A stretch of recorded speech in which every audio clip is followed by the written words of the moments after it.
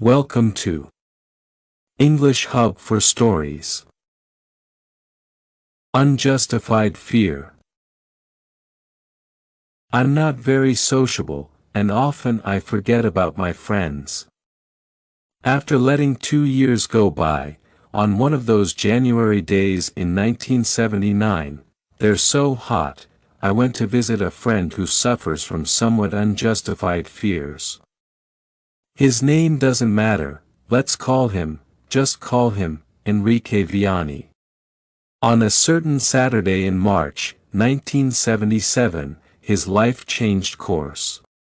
It seems that, while in the living room of his house, near the door to the balcony, Enrique Vianney saw, suddenly, an inner mouse, according to him, spider on his right shoe. No sooner had he had the thought this was the biggest spider he'd seen in his life, when, suddenly leaving its place on his shoe, the animal slipped up his pants leg between the leg and the pants. Enrique Vianney was, he said, petrified. Nothing so disagreeable had ever happened to him.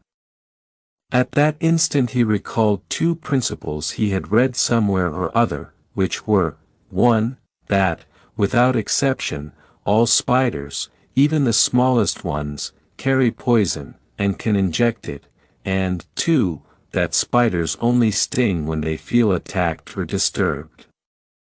It was plain to see, that huge spider must surely have plenty of poison in it, the full-strength toxic type.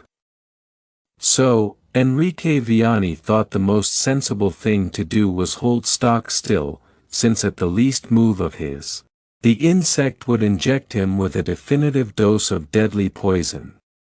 So he kept rigid for 5 or 6 hours, with the reasonable hope that the spider would eventually leave the spot it had taken up on his right tibia. Clearly, it couldn't stay too long in a place where it couldn't find any food. As he came up with this optimistic prediction, he felt that, indeed, the visitor was starting to move. It was such a bulky, heavy spider that Enrique Vianney could feel, and count, the footfalls of the 8 feet, hairy and slightly sticky, across the goose flesh of his leg. But, unfortunately, the guest was not leaving.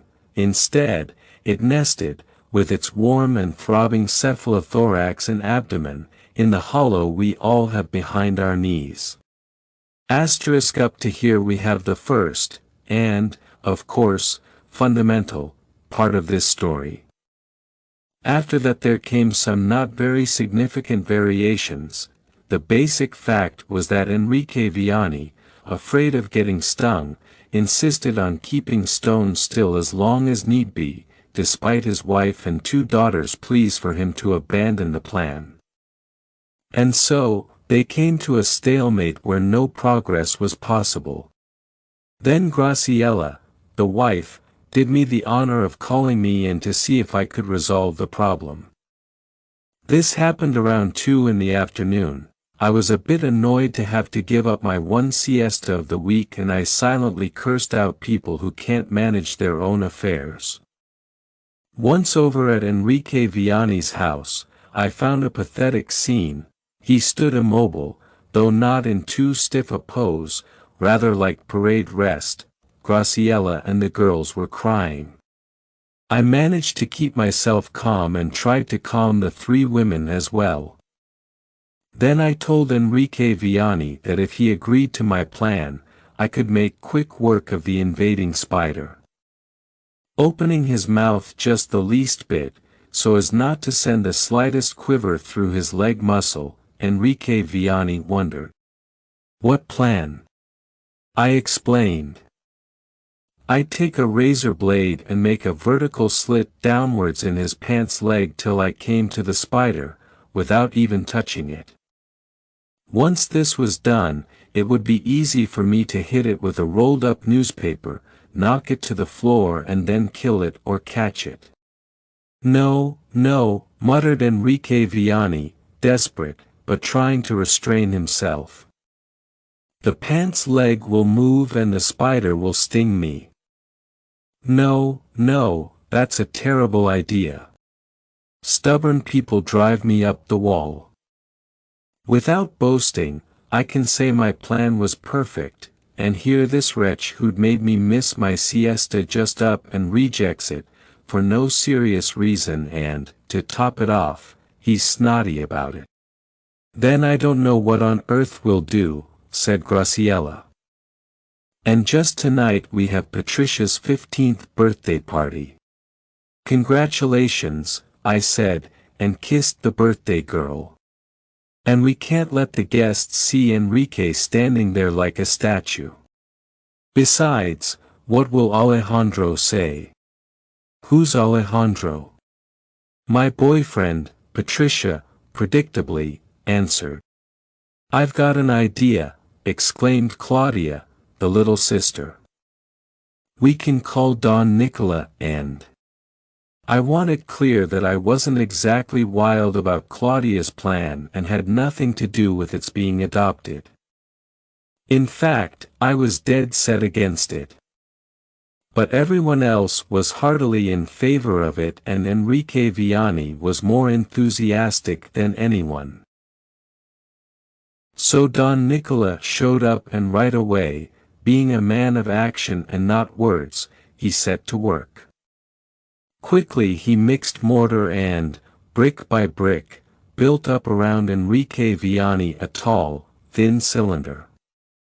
The tight fit of his living quarters, far from being a drawback, allowed Enrique Vianney to sleep standing up with no fear of falling and losing his upright position. Then Don Nicola carefully plastered over the construction, applied a base and painted it moss green to blend in with the carpeting and chairs.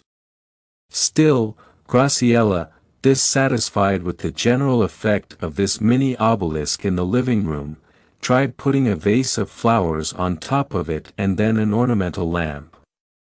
Undecided, she said. This mess will have to do for now. Monday I'll buy something decent looking.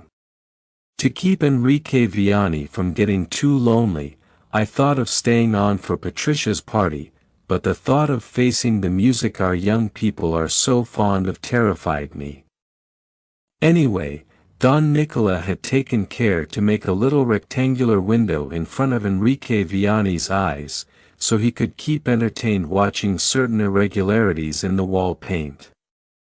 So, seeing everything was normal, I said goodbye to the Vianneys and Don Nicola and went back home.